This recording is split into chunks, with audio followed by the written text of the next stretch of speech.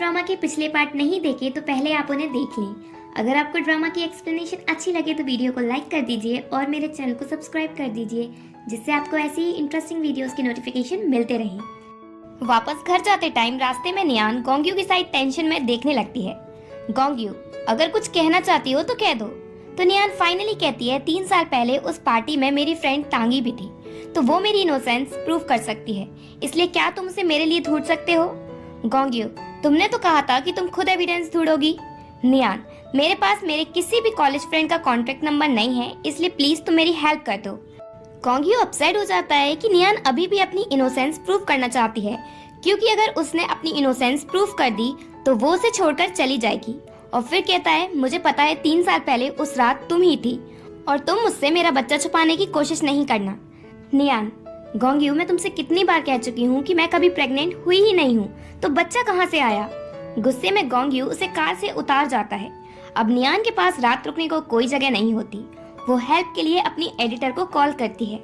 Thankfully editor नियान को लेने आ जाती है और साथ में अपने हस्बैंड को भी लेकर आती है। घर पहुंचकर एडिटर अपने हस्बैंड और नियान को अंदर जाने को कहती है और वो कार पार्क करने चली जाती है। तभी अचानक से गोंग्यू वहां पहुंचता है और बिना कुछ कहे बिना कुछ सुने एडिटर के हस्बैंड को पंच मारता है। नियान, तुम पागल हो गए हो?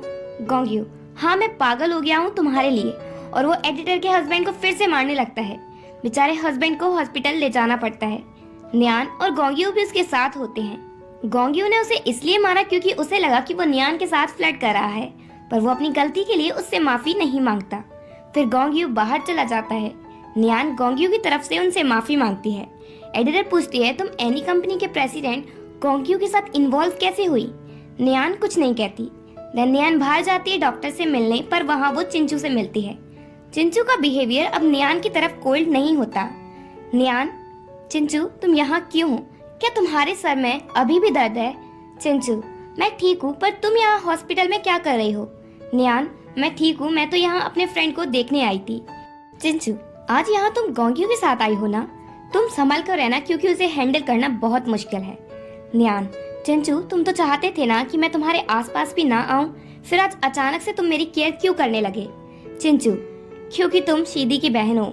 नियान, क्या तुम लास्ट टाइम मेरी हेल्प कर सकते हो मेरी फ्रेंड तांगी को ढूंढने में? चिंचू उसकी हेल्प करने के लिए मान जाता है, पर उसे ये नहीं बताता कि उसकी मेमोरी वापस आ गई है। गोंग्यू नियान से हॉलवे में मिलता है और उसे बॉल की साइड पुश करता है और कहता है, मैं बिल्कुल भी नहीं सोचूंगा तुम्हें कंट्रोल करके रखने में। नियान, क्या तुम पागल हो? कहीं भी किसी को भी मारने लगते हो, किडनैप कर लेते हो। तुम्हें क्या लगता है इस दुनिया में सिर्फ तुम ही हो? गोंग्यू, मैं तुम्हें बता दूं, मैं पागल तुम्हारे लिए हूँ। अगर मैंने तुम्हें अनदर मैन के साथ देखा तो मैं उसे छोड़ूंगा नहीं। नियान, तुम हो कौन मेरे और मैं तुम्हारी क्यों सुनूं? तुम्हें कोई पावर नहीं है मुझे रोकने का। गोंग्यू, पावर तो मैं अपना तुम्हें बता ही दूंगा।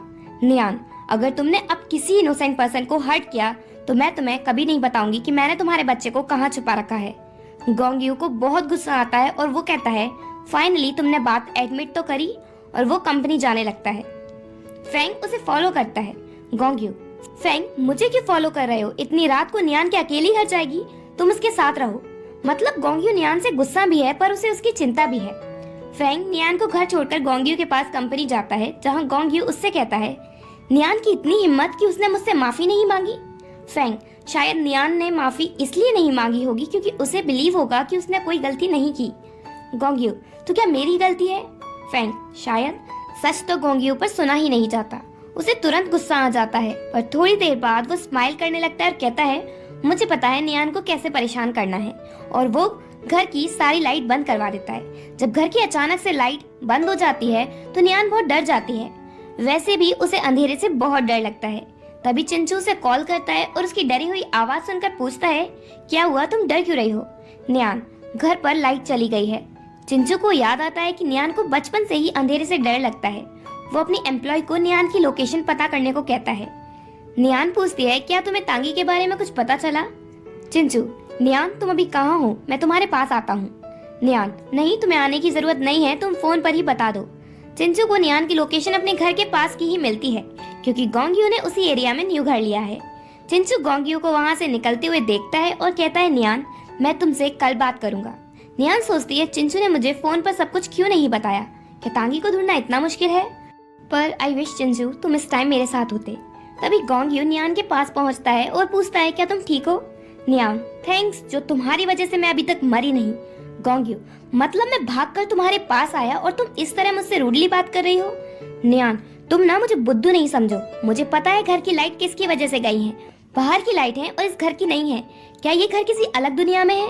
मेरे पास ना अभी पिकाचू नहीं है, नहीं तो मैं तुम्हें बहुत 100,000 वाट का करंट देती। गोंगयू, तुम बच्चों जैसी बातें क्यों कर रही हो? नियान गुस्सा होकर जाने लगती है। गोंगयू उसे रोकता है और कहता है अगर पार्टी में लोगों को पता चलेगा कि मेरी पार्टनर मैच्योर नहीं है तो ये मेरे लिए शर्म की बात होगी। नियान, कौन सी पार्टी? गोंगयू, तुम्हें 3 साल पहले की पार्टी याद है? वो हर साल होती है और उसमें मुझे बुलाया जाता है, इसलिए मैं चाहता हूँ कि इस बार मेरे साथ तुम उस पार्टी में चलो और मेरी डांस पार्टनर बनो। नियान पार्टी में जाने से मना कर देती है।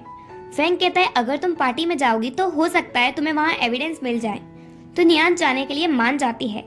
गोंगयू नियान को डांस प्रैक्टिस करने की कहता है और उसे उठाकर टेबल पर बिठाता है। नियान शर्मा कर चली जाती है। गोंगयू फ्रैंक से कहता है चलो पिकाचू हम चलते हैं, नियान अभी प्रैक्टिस करना नहीं चाहती। नेक्स्ट मॉर्निंग जब नियान जागती है तो देखती है कि गोंगयू घर पर नहीं है, तो वो एक्साइटेड हो जाती है। चिंचू से कॉल करता है और कहता है मुझे तांगी के बारे में कुछ पता चला है, इसलिए तुम मुझसे अम्यूजमेंट पार्क आकर मिलो। नियान, ठीक है। फिर नियान सोचती है क्या चिंचू को उसका प्रॉमिस अभी भी याद है। फ्लैशबैक में बताया जाता है कि जब चिंचू और नियान छोटे थे तो उन्होंने इसी अम्यूजमेंट पार्क में आकर रोज एंजॉय करने का प्रॉमिस किया था। प्रेजेंट में नियान अम्यूजमेंट पार्क पहुंचती है और चिंचू भी वहां आ जाता है। चिंचू उसे तांगी की फाइल देता है और बताता है कि उसे उसका कॉन्टेक्ट नंबर तो नहीं मिला, पर उसके बारे में कुछ इन्फॉर्मेशन मिली है कि वो आजकल कोई प्रेसिडेंट लिन को डेट कर रही है। वो पैसों के लिए ऐसे ही कई अमीर मैन को डेट कर चुकी है। देन चिंचू उसे बाय कहकर चला जाता है। नियान विश करती है कि उसकी मेमोरी वापस आ जाए, पर उसे पता ही नहीं है कि उसकी मेमोरी ऑलरेडी वापस आ चुकी है।